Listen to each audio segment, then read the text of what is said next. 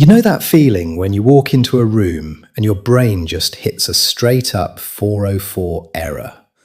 Not found. You're standing there, hand gripping the doorframe like it's a lifeline, thinking, okay, self, why the hell am I here? Did I come for socks? The remote? Existential dread? It's like your mental hard drive just blue screened because you dared to multitask. Open too many tabs on life, work, and that one email you swear you'll answer tomorrow. We've all been there. Hell, I was there about 50 times a day a couple years back. Picture this.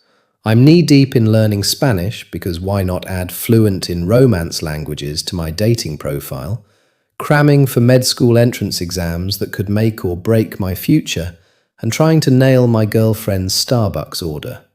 Yeah, you heard that right.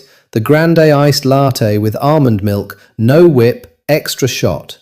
Get that wrong? Boom. You're not just wrong, you're couch exile wrong. One slip up, and I'm staring at the ceiling at 2 a.m., wondering if our relationship's doomed because my brain can't hold on to caffeine preferences. I felt straight up drowned in info overload. Grocery lists? Vanished. Class notes? Poof, like they ghosted me. And don't get me started on names, bumping into folks at parties and drawing a total blank. It wasn't just frustrating, it chipped away at my confidence. Like, if I can't remember the basics, how am I supposed to build a life? But then, buried in a rabbit hole of late-night YouTube scrolls, I stumbled onto this system straight out of the playbook of world-class memory athletes. The kind of pros who memorize decks of cards or entire phone books for fun. Suddenly, I went from fumbling my grocery run to rattling off 50 digits of pi in one go. And no, I'm not some wired-up genius. My desk still looks like a tornado romanced a Staples store and left without saying goodbye. Here's the thing. Most of us tackle memory the hard, soul-crushing way. We stare at textbooks till our eyes bleed, highlight every other line until the page looks like a unicorn vomited a rainbow on it, and repeat words like a mantra to some indifferent god of retention. We treat our brains like overworked muscles, pumping reps of the same info, thinking, just one more read-through and it'll stick. But brutal truth time. Your brain isn't a muscle. It's a wild-ass jungle. Out there in the vines and mud, if you just stomp the same narrow path over and over, left foot, right foot, repeat, you're only carving a flimsy little trail. That's your short-term memory, fragile, forgettable, gone with the next rainstorm. What you need? A 4-lane superhighway, wide, reinforced, lit up like Vegas. That's how you get info to cruise into long-term storage and stay there, no matter what. So, how do we pave that highway without a construction crew? Enter the Memory Palace. Sounds like some ancient wizard crap, but you were doing it as a kid without even knowing. Remember your childhood home? Close your eyes for a sec. Front door creaks open. That faint smell of grandma's cookies? The one wonky step by the stairs that always tripped you up. Boom! It's all right there, crystal clear, even if it's been decades. Our brains are hardwired for locations. Spaces stick because they're spatial, sensory, safe. To lock in abstract crap like facts or lists, you just hitch 'em to a familiar spot. No notes, no apps, just your mental Airbnb. Quick demo. Say you've got eggs, milk, and bread on the shopping list. Don't scribble it. Walk through your place in your head. Front door? Imagine a massive egg splattering across the welcome mat, yolk everywhere like a crime scene from a bad cooking show. Hallway table? A carton of milk teeters on the edge, doing a dramatic trust fall. Will it crash? Living room couch? It's not lounging, it's sporting a full-on bread loaf hat, crumbs flying as it headbangs to your playlist. Ridiculous, right? But that's the genius. Your brain yeets boring stuff faster than you skip those unskippable ads on Netflix. Blah blah facts? deleted. But a couch in a baker's cap, looking like it's auditioning for a bread-based sitcom, that gets VIP treatment. Science backs it. By cranking up the visual weirdness and emotional punch, that egg mess, kinda gross, kinda hilarious, you're hijacking your brain's attention filter. It's like Tony Stark rigging Jarvis in his garage. Sudden upgrade, 0 PhD required. But real talk. Life doesn't pause for your palace tours. You nail a killer study session today, feel like Einstein's distant cousin, then next week? Poof.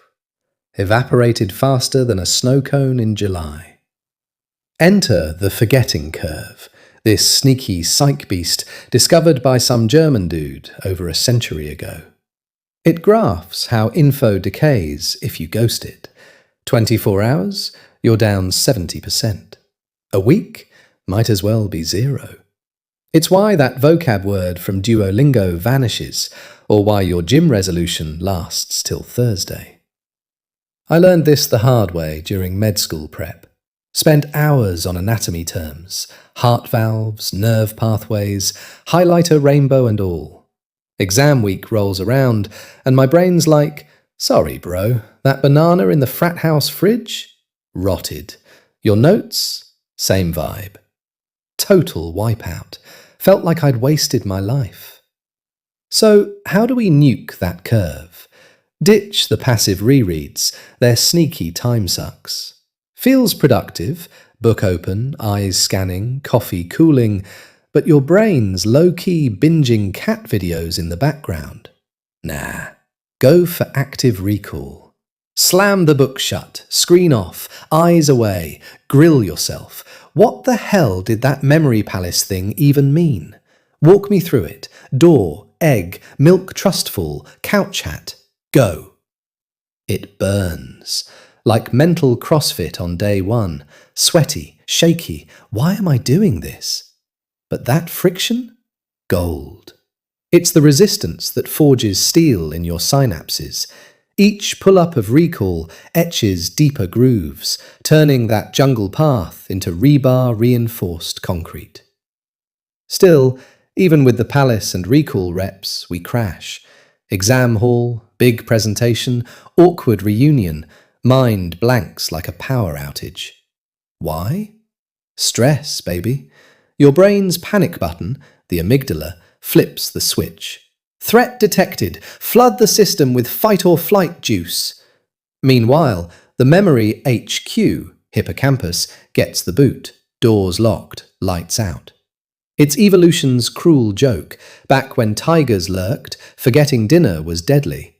Now, it just tanks your TED Talk. This hit me hardest after that Starbucks fiasco. Got the order wrong again. Venti mocha mix-up. She laughs it off, but inside, I'm spiraling. That night, couch-bound, staring at Netflix thumbnails I won't watch, the panic rises. If I can't remember this, what else am I screwing up? Job interviews? Dreams? Heart pounding, brain fog thicker than LA smog. That's when it clicked. Stress wasn't just blocking recall, it was bulldozing my whole confidence highway. So, here's your lifeline for the next 404. Don't force the recall. Breathe. Deep, slow, in for 4, out for 6. Anchor to your palace. That creaky step? Solid ground. Front door? Your home. No tigers, just you. Tell your amygdala, chill, we're safe in the living room. Once the storm passes, memories bubble up like they were waiting for the all clear. Tested it last week at a coffee shop reunion. Old buddy walks up, name evaporates, panic twitch starts. But nope, breathe.